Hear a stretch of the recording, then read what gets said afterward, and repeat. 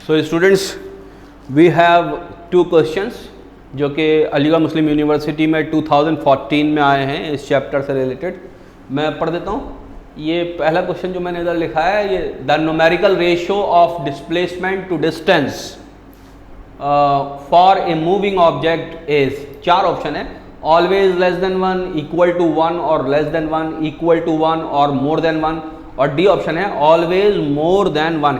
ये 2014 का क्वेश्चन है जो चैप्टर हम पढ़ रहे हैं मोशन, उससे रिलेटेड अलीगढ़ मुस्लिम यूनिवर्सिटी में 11th एंट्रेंस का क्वेश्चन है ये। तो इसको देखते हैं ये क्या कहना चाह रहे हैं। द न्यूमेरिकल रेशियो, ठीक, एक तो न्यूमेरिकल वर्ड इन्होंने यूज़ किया, मतलब ये बेसिकली खाली मैग्नीट्यूड की बात करना चाहते हैं, क्योंकि डिस्प्लेसमेंट तो भाई ऐसा है कि नेगेटिव भी हो सकता है, ठीक। तो खाली मैग्नीट्यूड की बात है, न्यूमेरिकल वैल्यू की बात कह रहे हैं सिर्फ।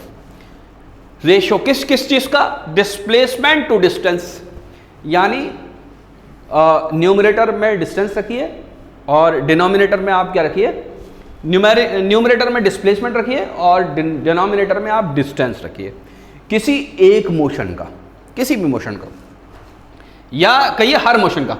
For a moving object is, तो इन्होंने 4 ऑप्शन दे रखे हैं रेशियो। तो ये किस चीज का रेशियो देखना चाहते हैं? ये रेशियो देखना चाहते हैं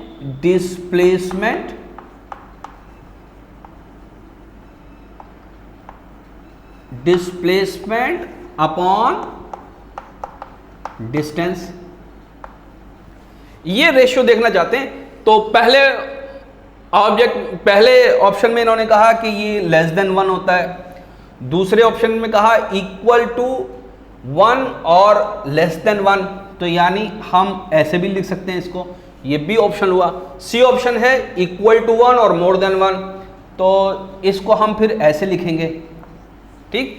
और ऑलवेज मोर देन 1, तो ऑलवेज मोर देन 1 को हम ऐसे लिखेंगे, ठीक है। तो इसमें कौन सा ऑप्शन सही है उसको हम डिस्कस कर लेते हैं। Actually displacement divided by distance, displacement को जब हम डिस्टेंस से डिवाइड करते हैं तो वो 1 से कम आएगा, 1 के बराबर आएगा, 1 से ज़्यादा आएगा, या कोई भी इनमें से 2 चीज़ें एक साथ हों।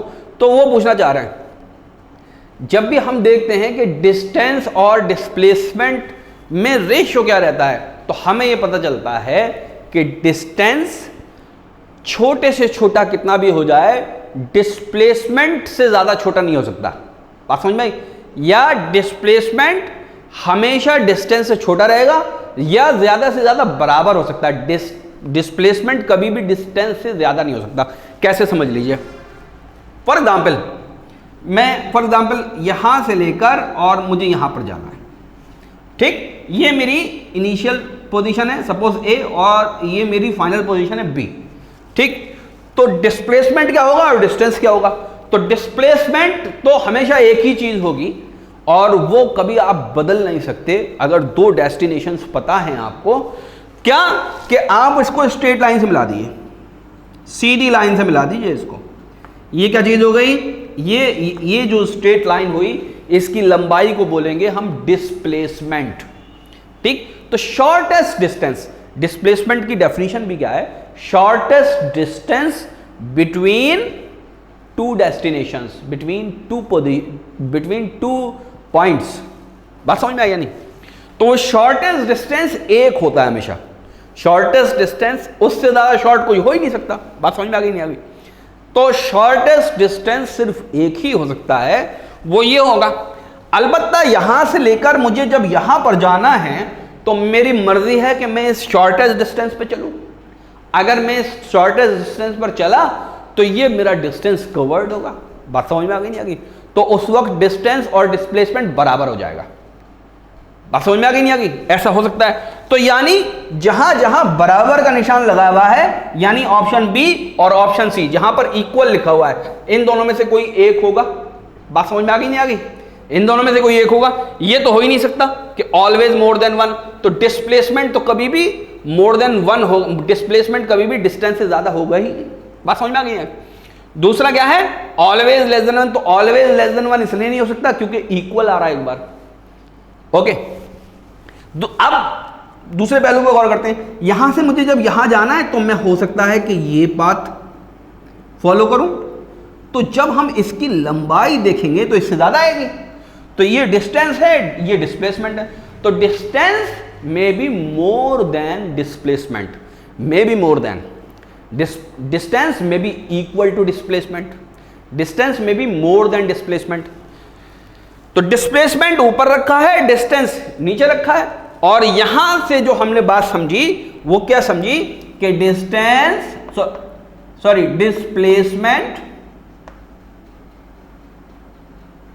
डिस्प्लेसमेंट ऑलवेज आइदर लेस और इक्वल टू डिस्टेंस। यहां से तो हमने ये बात सीखी, इसको यहां उठा के ले आइए। तो जैसे ही आप ये लेकर आएंगे तो आपको पता चलेगा displacement upon distance is always less than equal to 1।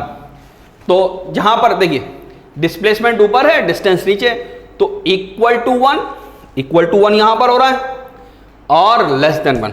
तो ये ऑप्शन आपका बी सही होगा, ऑप्शन बी इज करेक्ट। ठीक, मैंने कोई इसकी कोई जो की वगैरह आती है वो नहीं देखी, आप उसमें से चेक कर लीजिएगा इसको अगर किसी के पास अवेलेबल हो। ठीक, तो बहरहाल आंसर हो गया आपका एक ये कि डिस्टेंस और डिस्प्लेसमेंट का रेशियो के बारे में। This is one question. Now another question is, भाई हम बहुत डिटेल में करेंगे हर क्वेश्चन को, ठीक, किसी को जल्दी हो तो वो चाहे तो स्किप कर दे। A particle is moving in a circular path. Circular motion, uniform circular motion अभी हमने कंप्लीट किया, उसी के ऊपर है। तो एक पार्टिकल है जो सर्कुलर पाथ पर चल रहा है। यहां पर उन्होंने ये नहीं कहा कि यूनिफॉर्म स्पीड से चल रहा है या यूनिफॉर्म सर्कुलर मोशन है, तो वो मुद्दा भी नहीं है इस सवाल के अंदर। सर्कुलर पाथ पर चल रहा है, of radius R the displacement after half a circle would B.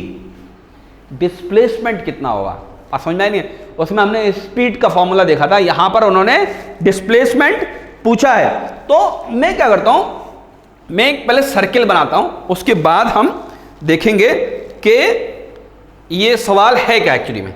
तो सर्किल, एक परफेक्ट सर्किल हम बनाते हैं ऐसे करके।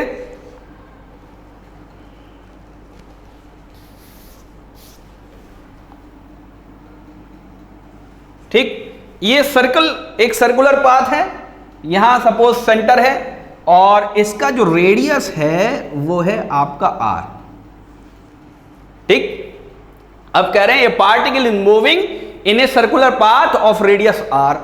रेडियस आर में वो मूव कर रहा है, सपोज वो यहां से मूव करना शुरू करता है। Suppose this is the particle and it is moving in this direction. The displacement after half a circle, half a circle का मतलब क्या है भाई कि 180 डिग्री ये रेडियस घूम जाएगा, तो 180 डिग्री यहां पर होगा, तो एक रेडियस और बना दिए। बात समझ में आई? तो 180 डिग्री पर ये आधा सर्किल होगा, तो ये इसकी इनिशियल पोजीशन है, पोजीशन 1, ये इसकी इनिशियल, ये इसकी फाइनल पोजीशन है, पोजीशन 2। ये पार्टिकल यहां से यूं चला और सिर्फ आधा इसने चक्कर लिया। तो मैं इसको क्या करता हूं कि इसको डिफरेंट कलर से इसकी ट्रेजेक्ट्री बना दो। ये यहां से बस यहां तक चला गया, बात समझ में आई? इसने पूरा सर्किल ले लिया, तो यहां पर इसने इसका डिस्प्लेसमेंट क्या, तो अभी हमने देखा था एक बात यहां इस वाले केस में कि डिस्प्लेसमेंट होता है कि जो इनिशियल पोजीशन है वहां से फाइनल पोजीशन तक एक स्ट्रेट लाइन खींच दी है। तो ये इसने कितना डिस्टेंस कवर किया इससे हमें कोई मतलब नहीं है, हमें हमसे पूछा है डिस्प्लेसमेंट। तो यहां से जब हम स्ट्रेट लाइन खींचते हैं 180 डिग्री का एंगल है, क्योंकि इसने हाफ सर्किल की बात की है, तो एक आर ये, एक आर ये, तो डिस्प्लेसमेंट इसका है 2r। ठीक, डायरेक्शन नहीं पूछ रहे हैं अभी, खाली मैग्नीट्यूड है डिस्प्लेसमेंट का। तो देखिए 2 पाई आर ये भी गलत, पाई आर ये भी गलत, 2r it is correct answer. लोग गलती से 2 पाई आर का आधा करके पाई आर पे लगा सकते हैं, या वो ये समझे कि इन्होंने पूरा पार कर लिया होगा तो डिस्प्लेसमेंट 0 हो जाएगा, अगर एक कंप्लीट रेवोल्यूशन हो जाएगा तो डिस्प्लेसमेंट 0 हो जाएगा। तो अकॉर्डिंगली देखेंगे इस सवाल को और कैसे पूछ सकते हैं, दूसरे तरीके से पूछ सकते हैं कि for example particle 1/4 circle cover किया, ठीक है, इसका आंसर तो हो गया भाई, अब मैं अगले सवालों के लिए बता रहा हूँ कि फॉर एग्जाम्पल पार्टिकल 1/4 सर्किल मान लो ट्रेवल करता है, 1/4, तो 1/4 कहाँ पर होगा? अगर 1/4 की बात करें तो यहाँ से चल के और यहाँ ऊपर कहीं आएगा, और ख़ास बात यह है कि यहाँ से ये उस टाइम एंगल जो बनाएगा ये 90 डिग्री का बनाएगा। बात समझ में आई? तो ये इनिशियल पोजीशन हुई, ये फाइनल पोजीशन हुई। अब नए सवाल की बात कर रहे हैं हम, अगर कोई नया सवाल ऐसा भी बना सकता है, इसको समझ लीजिए। तो इस वाले केस में डिस्प्लेसमेंट कैसा होगा? तो ना हमें इस आर से मतलब है ना इस आर से मतलब है, हमें मतलब है फाइनल पोजीशन इनिशियल पोजीशन। तो यहाँ से आप एक लाइन खींच दीजिए, बात समझ में आ गई? यहाँ से आप लाइन खींचेंगे तो ये जो लाइन है ना यही डिस्प्लेसमेंट है। तो ये भी आर है, ये भी आर है, बीच में एंगल 90 डिग्री है, तो इसकी वैल्यू आ जाएगी √2r। तो ये आंसर हो जाएगा उस वाले केस में। ठीक, अगर वो कहें कि 3/4 3/4 सर्किल को पार कर लिया उसने, 3/4 सर्कुलर बात उसने कवर कर ली, तो देखिए 1/4 2/4 और 3/4। तो 3/4 में पार्टिकल कहाँ आ जाएगा? यहाँ आ जाएगा, ये पूरा घूम के यहाँ आ जाएगा 3/4 में। तो ये भी आर, और ये एंगल कितना रहेगा? ये एंगल उस टाइम 90 रहेगा। तो उस वाले केस में आप डिस्प्लेसमेंट इस लाइन को निकालेंगे, तो ये लाइन भी इत्तेफाक से √2r आएगा। ठीक, तो एक बात और ख़ास है कि सर्कुलर मोशन में डिस्प्लेसमेंट कैसे वेरी करता है। सर्कुलर मोशन में डिस्प्लेसमेंट 0 से लेकर 2r तक वेरी करता है, सिर्फ इन्हीं के बीच में होगा। अगर आंसर 3r लिखा हुआ कहीं तो 3r तो कभी भी नहीं आएगा, 4r कभी भी नहीं आएगा, ये बात याद रखिएगा। डिस्प्लेसमेंट, तो डिस्प्लेसमेंट या तो 0 होगा या 2r या इनके बीच में कहीं पर होगा। ठीक, सर्कुलर मोशन के अंदर। तो ऐसा सवाल कैसे भी घुमा के पूछेंगे, इंशाल्लाह आप इसको हल कर देंगे। ओके, इसको नोट कर लीजिए।